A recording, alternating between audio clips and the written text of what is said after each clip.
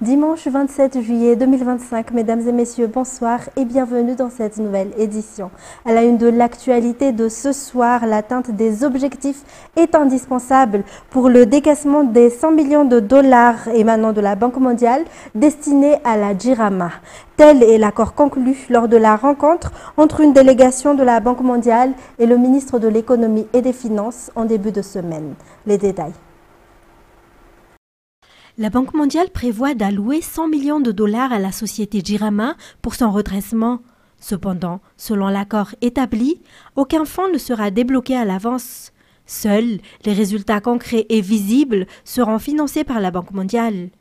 C'est ce qu'on appelle le P4R ou Programme for Result, une méthode déjà utilisée par la banque pour inciter une structure à mener à bien des réformes. Ainsi, c'est à l'État et à la JIRAMA de mobiliser le budget nécessaire pour la mise en œuvre de la vision et des réformes. Cela a été confirmé lors de la rencontre entre la délégation de la Banque mondiale, dirigée par Atusek, et le ministre de l'économie et des finances en début de semaine. Et en diplomatie, il ne devrait pas y avoir de comparaison entre les aides fournies par les pays étrangers à Madagascar, a réaffirmé le ministre des Affaires étrangères en réaction aux remarques formulées par l'ambassadeur de l'Union européenne la semaine dernière concernant les dons offerts par la Chine à notre pays. Le ministre a convoqué ce diplomate vendredi dernier. Les détails. Suite à la publication de l'ambassadeur de l'Union européenne sur sa page Facebook le 20 juillet dernier, concernant l'aide apportée par l'Union européenne à Madagascar, une aide qu'il estime salvatrice mais peu visible aux yeux du grand public, le ministre des Affaires étrangères l'a convoqué vendredi dernier. À l'issue de cette rencontre, l'ambassadeur a déclaré qu'il saluait cette entrevue et qu'il restait toujours disposé au dialogue dans le respect de la souveraineté nationale. Le ministre a réaffirmé que Madagascar est libre dans ses choix en matière de relations internationales, d'autant plus que Madagascar est un pays souverain. Toutefois, elle a précisé que tous les partenariats avec les pays étrangers sont considérés de manière égale et qu'il ne devrait pas y avoir de comparaison entre les aides provenant de différentes nations. Et dans les actualités également, une personne qui a consommé de la datura à hauteur de 12 grammes pour un adulte et entre 2 à 5 grammes pour un enfant meurt entre 5 et 6 heures selon le professeur Rakutson Rina Suambulanour, professeur en chimie. Chez les survivants, les effets sont multiples. Troubles du rythme cardiaque, difficultés à respirer ou à parler. D'après la professeure Rakoutoir-San-Nicole, directrice du DCAMUM au sein du ministère de la Santé publique. Les détails. Depuis 2002, des recherches scientifiques ont été menées par des experts tels que Dicker, Spina et Bandelfer sur les plantes datura et belladone. À Madagascar, on recense 4 variétés de belladone, toutes mortelles. Quant à la datura, toutes les parties de la plante sont toxiques, explique la professeure Rakutson Rina Suambulanour, professeure en chimie. Selon elle, la prise de 12 grammes de datura pour un adulte et 2 grammes à 5 grammes pour un enfant peut entraîner la mort 5 à 6 heures après la prise. La consommation de ces plantes contenant de l'atropine provoque des troubles de la vision, des hallucinations ainsi que des perturbations du rythme cardiaque et de la tension artérielle. Les premiers symptômes apparaissent environ 30 minutes après ingestion, poursuit la professeure Rakoutoir-San-Nicole, directrice du DACMUM auprès du ministère de la Santé publique.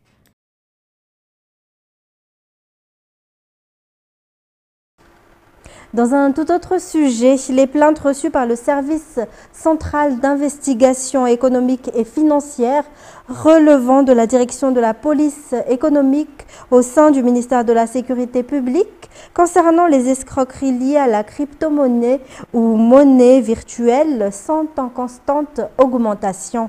Une rencontre entre les différents acteurs concernés s'est tenue le 24 juillet dernier à l'ENSP IVAT afin de trouver des solutions durables à ces arnaques liées aux transactions financières sur Internet. Felana Rakoutoir-Soul pour plus de détails. Plus Plus de 60 dossiers liés à des escroqueries dans la manipulation de crypto-monnaies ou de monnaies utilisées sur Internet ont été enregistrés par le Service central d'investigation économique et financière au sein de la direction de la police économique. Les pertes s'élèvent à 100 millions d'ariars pour cette année. Dans le cadre de la lutte à long terme contre ces fraudes et vols numériques, un colloque suivi d'un débat a été organisé le 24 juillet à l'ENSP Ivatu. Ce fut l'occasion de présenter et de discuter en profondeur des mécanismes entourant les crypto-monnaies. Cette initiative a été rendue possible grâce à la collaboration entre le SCF et le SAMIFIN et le secteur FinTech. L'objectif est d'atteindre des résultats concrets pour mieux réguler les transactions liées à la crypto-monnaie. Ont partagé leurs expertises lors de ce débat un analyste financier de la SAMIFIN, un membre de la FinTech, ainsi que le commissaire principal de police, Rafan Mezentou Brunel, de la direction de la police économique. Et toutes les mesures de sécurité, comme les patrouilles et les équipements des agents de sécurité, de jour comme de nuit, seront renforcés afin de prévenir les actes d'insécurité au sein du campus universitaire d'Ankatsu, une initiative pour protéger les étudiants. Toujours un reportage de Felana Rakutarsoul. Des actes d'insécurité graves comme des meurtres et des viols sont régulièrement constatés dans l'enceinte de l'université d'Ankatsu. Pour protéger les étudiants, un débat a été organisé le 23 juillet dans la salle R+ Rose à Ankatsu, portant sur l'instauration d'une sécurité durable au sein de cette université. Il en est ressorti plusieurs décisions clés, comme le renforcement de la collaboration entre agents de sécurité, étudiants et riverains du campus, des patrouilles fréquentes dans les zones rouges peu fréquentées du site, l'amélioration des équipements de surveillance, ainsi que la sensibilisation des étudiants à dénoncer les actes malveillants qui se produisent au sein de l'établissement. Le débat a réuni les responsables du ministère de l'Enseignement supérieur et de la Recherche scientifique, les autorités de l'université d'Antananarivo, ainsi que le commissaire de police du 2e arrondissement, accompagné des représentants des étudiants d'Ankatsu.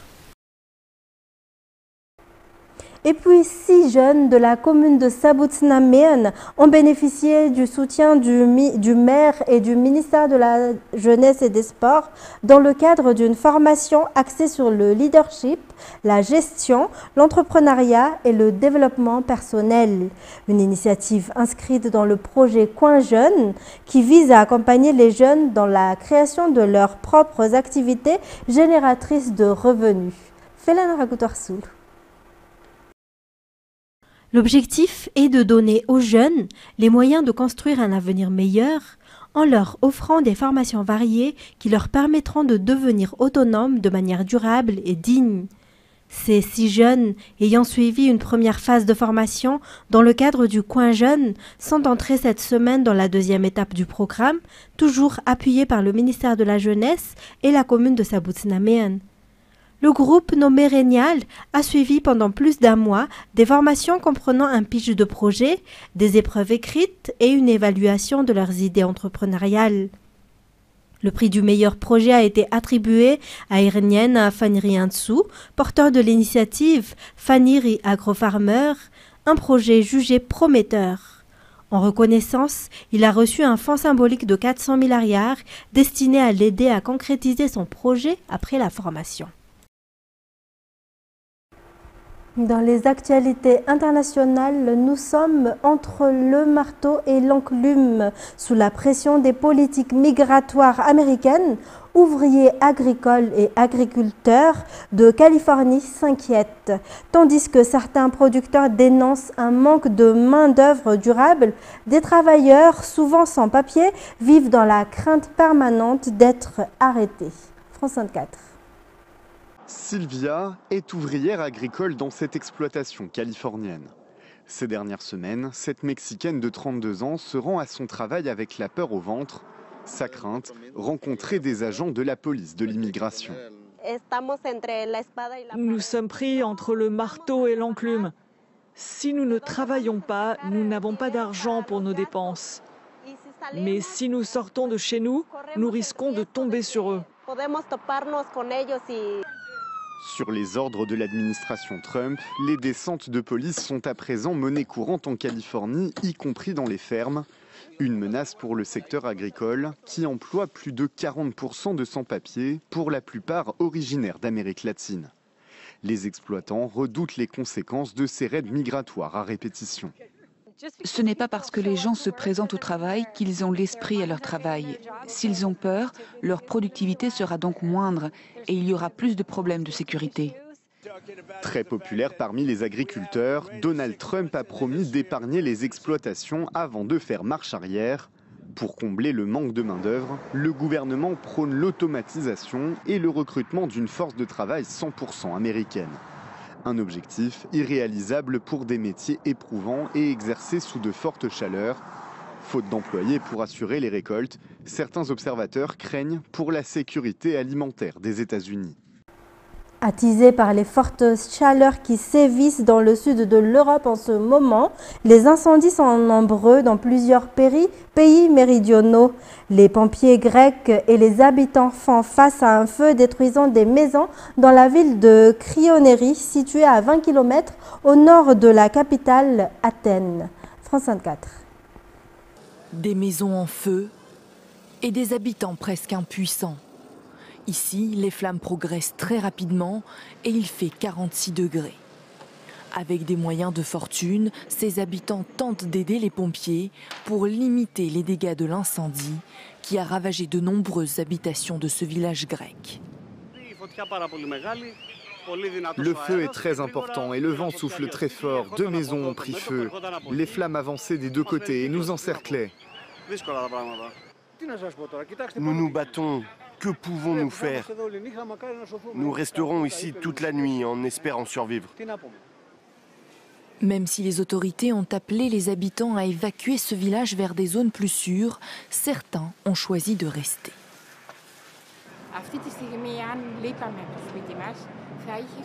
Si nous avions quitté notre maison, elle aurait brûlé complètement. Nous sommes restés parce qu'en quelques secondes, le feu nous encerclait. Vous comprenez? Nous nous serions retrouvés sans maison. Nous devons être reconnaissants envers les volontaires et les pompiers qui sont arrivés immédiatement. Depuis 6 jours, la Grèce est frappée par une canicule. Plus de 50 départs de feu ont été répertoriés par les pompiers au cours des dernières 24 heures. Depuis le début de l'été, tout le sud de l'Europe est en proie aux fortes chaleurs et aux incendies. Les flammes ravagent également en ce moment l'Albanie et Chypre. Et pour terminer, des coupes dans l'aide étrangère, la résurgence des attaques djihadistes et la hausse des prix alimentaires font planer la menace de la famine dans le nord-est du Nigeria. Mercredi 23 juillet, le PAM des Nations Unies a annoncé la suspension des opérations d'aide au Nigeria en août, avec des conséquences désastreuses. France 24. Dans le nord-est du Nigeria, plus d'1 million de personnes sont menacées par la famine. Ce centre du Programme alimentaire mondial apporte l'aide indispensable dont Zara Aboukar a besoin pour nourrir sa fille Aïcha. J'ai été inscrite au programme de traitement de la malnutrition. Dès que nous avons donné à ma fille à manger, elle a commencé à se rétablir. Avant, elle ne pouvait rien manger du tout. Mais après le traitement, elle a recommencé à manger et maintenant elle joue et bouge partout. Mais Zara pourrait bientôt ne plus pouvoir nourrir sa fille. Une réduction de l'aide internationale aggrave la situation humanitaire dans la région, déjà confrontée à la résurgence des attaques djihadistes et à l'augmentation du coût de la vie. En l'absence de financement, les réserves alimentaires d'urgence sont presque épuisées. À ce jour, tous les entrepôts du Programme alimentaire mondial sont vides. Et il y a vraiment une énorme crise en raison de notre situation financière. Le Programme alimentaire mondial a annoncé récemment qu'il serait contraint de suspendre toute aide alimentaire d'urgence. Dès août, nous devrons tristement suspendre nos opérations d'aide pour les populations du nord-est du Nigeria. Non pas parce qu'il n'y a plus de besoins, mais parce qu'il n'y a plus de ressources. Cela veut dire que plus de 1 300 000 personnes perdront l'aide alimentaire et le soutien nutritionnel dont ils ont besoin. Sans financement supplémentaire, 300 000 enfants risquent de souffrir de malnutrition sévère dans la région et plus de 700 000 personnes déplacées pourraient se retrouver sans moyens de subsistance. Et c'est ainsi que se termine cette édition. Merci à vous de l'avoir suivi. Restez avec nous pour le film de la soirée, Triple Treat. Au revoir et bonne soirée sur Viva.